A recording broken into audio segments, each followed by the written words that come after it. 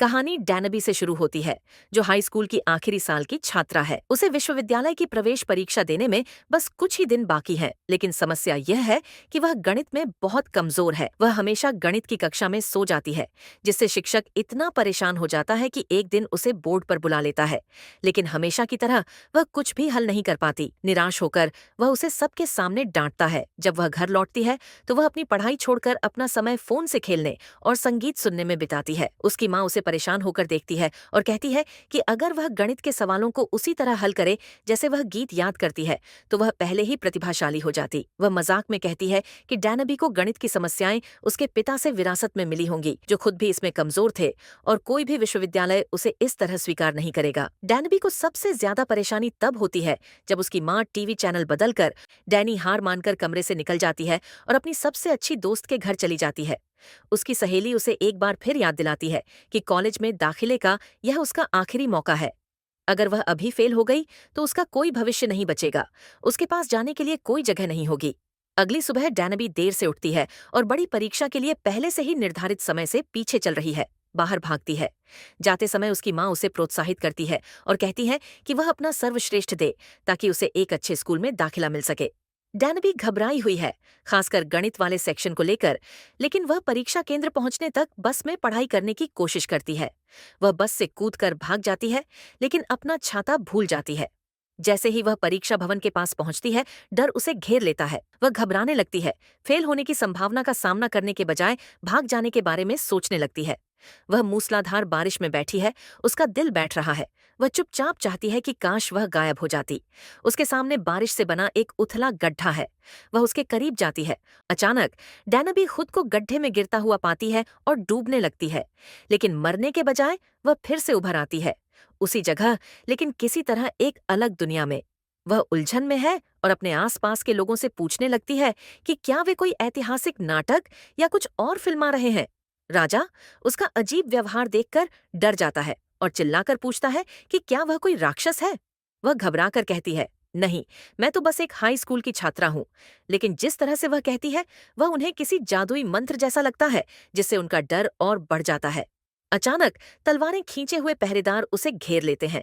जब उसे पता चलता है कि तलवारें असली हैं, तो वह घबरा जाती है और कुछ नया करते हुए कहती है, मुझे पता है कि मैं यहाँ क्यों हूँ। हे भगवान, बारिश भेज दो। लोग उसके शब्दों को प्रार्थना की तरह दोहराते हैं, लेकिन जैसे ही वे सब फिर से अपना सिर उठाते हैं, वह पहले ही भाग चुकी थी और तब तक चलती रही जहाँ औपचारिक कपड़े भरे हुए थे। वह मंदिर के पुजारियों में से एक का भेष धारण करती है और राजा के साथ एक सभा में चुपके से पहुंच जाती है। सभा के दौरान राजा अचानक घोषणा करते हैं कि उन्हें अंधविश्वासों पर निर्भर रहना छोड़ देना चाहिए और अपने राज्य की समस्याओं को हल करने के लिए विज्ञान और गणित का अध्ययन करना चाहिए। लेकिन मुख्य पुजारी इस पर आपत्ति जताते हुए कहते हैं कि यह खतरनाक बकवास है। गणित भी एक अंधविश्वास है। वह दावा करते हैं कि सूखे का असली कारण यह है कि स्वर्ग राजा से नाराज है और बारिश लाने का एकमात्र तरीका यह है कि राजा रानी के साथ एक पवित्र अनुष्ठान करे। डैनबी चुपके से सभा से निकल जाती है और अपना फोन ढूंढने जाती है, लेकिन वह फिर से पकड़ी जाती है। जब वह राजा के आने का इंतजार करती है तो वह सोचने लगती है कि शायद बारिश होने पर वह बच निकल सके, लेकिन राजा यह कहकर उसे चौंका देता है कि 3 साल से बारिश नहीं हुई है और सच कहूं तो वह उसे पसंद नहीं करता। वह घोषणा करता है कि उसे तुरंत फांसी दे दी जानी चाहिए। वह उसे यकीन दिलाने की कोशिश करती है कि उसे इतिहास का बहुत ज्ञान है, और जब वह बात नहीं बनती तो वह झट से कहती है कि वह गणित में भी बहुत अच्छी है। राजा उत्सुक होकर फांसी की सजा टाल देता है और उसे इसे साबित करने के लिए कहता है। वह उसे पाइथागोरस प्रमेय का एक प्रश्न हल करने के लिए देता है। पहले तो वह उलझन में पड़ जाती है और कहती है कि उसे समझ ही नहीं आ रहा कि लिखा क्या है, लेकिन जब उसे पता चलता है कि यह पाइथागोरस प्रमेय है तो वह उसे झटपट हल कर देती है। राजा हैरान रह जाता है। वह कहता है कि उसके अपने विद्वानों को भी ऐसी समस्या हल करने में आमतौर पर 3 दिन लगते हैं। उसी क्षण से सभी लोग डैनबी को एक पुरुष विद्वान, गौसम, समझने लगते हैं। राजा उसे एक मिशन देते हैं, लोगों को गणित सिखाना। अगर वह सफल हो जाती है तो वह उसे घर लौटने देंगे, लेकिन वह पहला छात्र है और उसे यह जानकर आश्चर्य होता है कि उसे गिनती भी नहीं आती। वह धैर्यपूर्वक उसे बुनियादी बातें, संख्याएं, जोड़ घटाव और गुणा तक सिखाना शुरू करती है। आखिरकार वे शहर के एक प्रतिद्वंद्वी संगीतकार के खिलाफ गणित प्रतियोगिता की तैयारी करते हैं। अगर डैनबी हार जाती है तो उसे सजा मिलेगी। वह हिम्मत से राजा को चुनौती देती है और जब वह कुछ गलत करता है तो हताश होकर उसे मार भी देती है। पहरेदार दौड़कर आते हैं राजा को छूने के लिए, उसे मारने के लिए तैयार, लेकिन राजा उन्हें रोक देता है और हंसी में टाल देता है। जब भी रानी आती है, वे गणित के सारे कागजात छिपा देते हैं और ऐसा दिखावा करते हैं जैसे वे संगीत का अभ्यास कर रहे हों। एक दिन राजा देखता है कि डैनबी भूखा है और उसे अपने साथ खाने के लिए बुलाता है, लेकिन उसे खाना पसंद नहीं आता और वह उसे रसोई में ले जाती है। अपने बैग से सामग्री लेकर वह उसके लिए कुछ स्वादिष्ट इंस्टेंट नूडल्स बनाती है। हालांकि ये मसालेदार होते हैं। जब वह उसे पानी देती है तो वह यह कहकर मना कर देता है कि उसे तीखापन पसंद है। अगली सुबह पूरे महल में उसकी चीखें सुनाई देती हैं। जब डैनबी उसे देखती है तो वह देखती है कि उसने अपने कान पर एक ताबीज लगा रखा है, ये सोचकर कि उसने उसे श्राप दिया है। वह आंखें घुमाती है और कहती है, ये सिर्फ नूडल्स थे, काला जादू नहीं। बस मिर्च उसके पेट में कुछ ज्यादा ही चुभ रही थी। जब उसने उसे यह बताया तो उसने पूछा, आखिर पेट क्या होता है? तो डैनबी बैठ गया और उसे समझाया कि पेट क्या होता है, आंतें क्या होती हैं, यहाँ तक कि दिल के बारे में भी, और कैसे अगर वह अपनी छाती पर हाथ रखे तो उसे उसकी धड़कन महसूस होगी। लेकिन उसने कहा, मुझे कुछ भी महसूस नहीं हो रहा। उसने मुस्कुराते हुए कहा, एक दिन जब तुम किसी ऐसे व्यक्ति के साथ होगे जिससे तुम प्यार करते हो तो तुम्हें खुद ही यह महसूस होगा।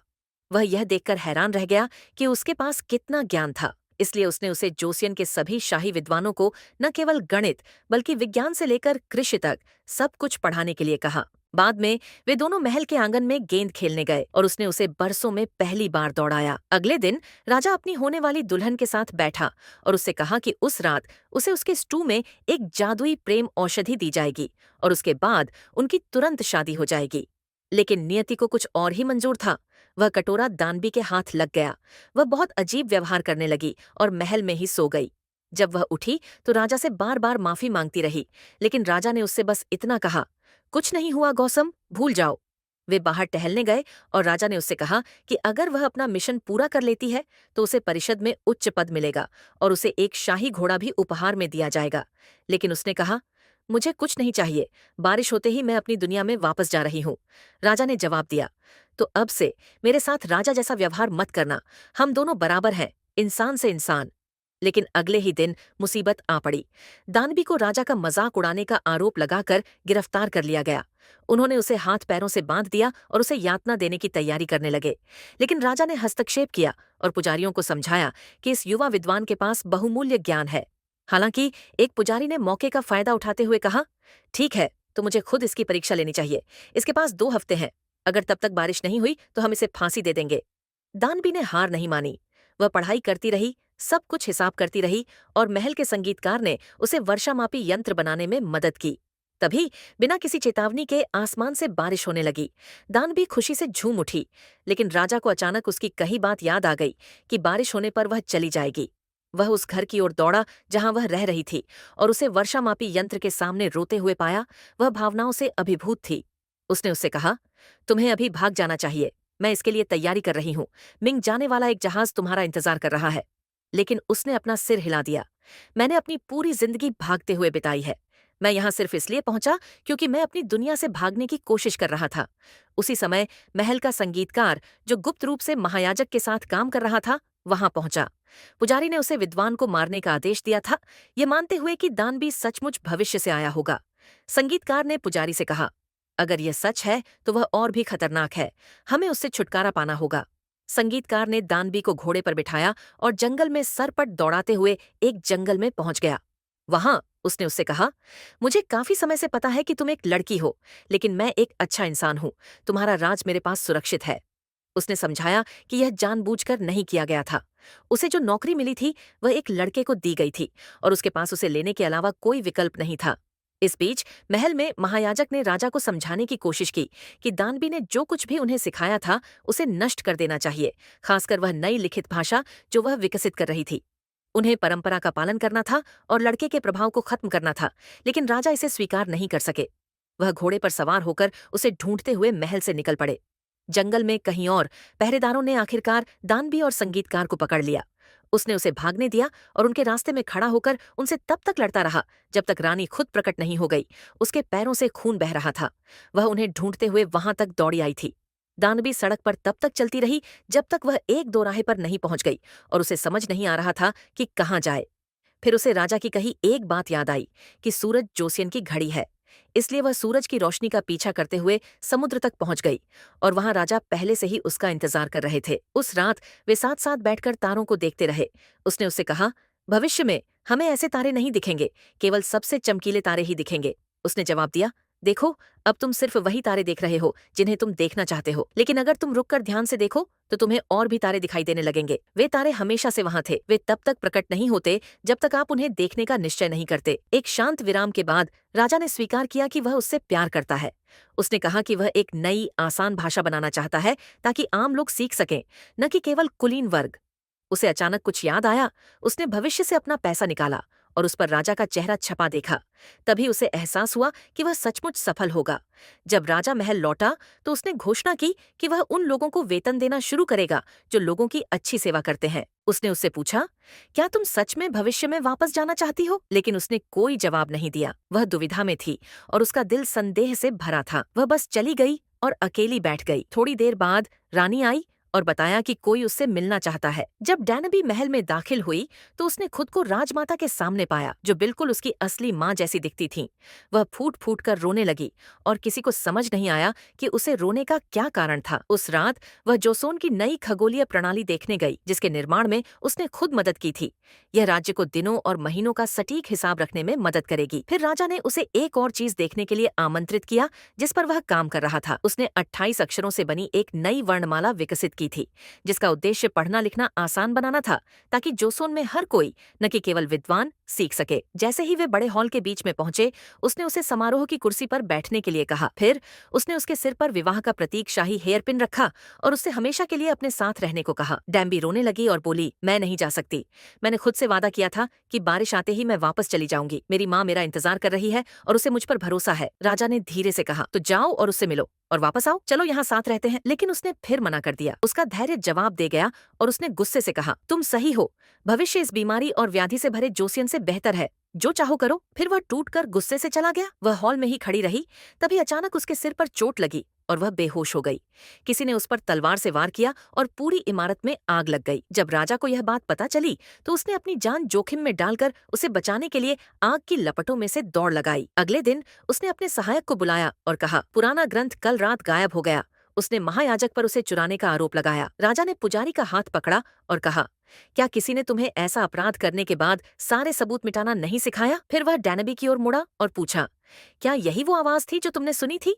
उसने सिर हिलाया। पता चला कि उसके बैग में रखी किताब ने उसे चाकू के वार से बचाया था। राजा क्रोधित होकर पुजारी से भिड़ गया। तुम्हें पता था कि वह मेरे लिए क्या मायने रखता है? तुमने ऐसा क्यों किया? पुजारी ने ठंडे स्वर में उत्तर दिया, क्योंकि अगर वह नई भाषा फैल गई तो युवा स्वतंत्र रूप से सोचने लगेंगे। इससे अराजकता फैल जाएगी, ये राज्य को नष्ट कर देगी। मैं मरने से नहीं डरता, मुझे उस अव्यवस्था से डर है जो भविष्य को बर्बाद कर देगी। राजा ने उत्तर दिया, अगर तुम इसे रोकने की कोशिश भी करोगे तो मैं लोगों के लिए लेखन की यह प्रणाली बनाऊंगा। मैं ऐसा व्यक्ति बनना चाहता हूँ जो उनके सपनों को साकार करे। हमें उस भविष्य से क्यों डरना चाहिए जिसे हम देख भी नहीं पाएंगे? एक ऐसी दुनिया जिसके बारे में हम कुछ नहीं जानते। लेकिन पुजारी टस से मस नहीं हुआ। वह घुटनों के बल गिर पड़ा और बोला, कृपया मुझे फांसी दे दो और ये सब खत्म कर दो। जल्द ही आसमान धूसर हो गया और हल्की बारिश होने लगी। डैनबी महल का चक्कर लगाते हुए जाने से पहले अपनी सहेलियों को आखिरी बार अलविदा कहती रही। राजा ने पूछा कि क्या वह उसके साथ सबसे दूर तक चल सकता है। वे समुद्र तट तक साथ साथ चलते रहे। वहां डैनबी उसी तालाब में उतर गई जिसमें वह एक बार गिर गई थी और खुद को फिर से डूबने दिया, बिल्कुल पहले की तरह। कहानी यहीं खत्म होती है। अगर आप अंत तक पहुंच गए हैं तो हमें कमेंट में बताइए कि आपको कैसी लगा और हमें बताइए कि आप अगले वीडियो में कौन सी मूवी एक्सप्लेन्ड देखना चाहते हैं।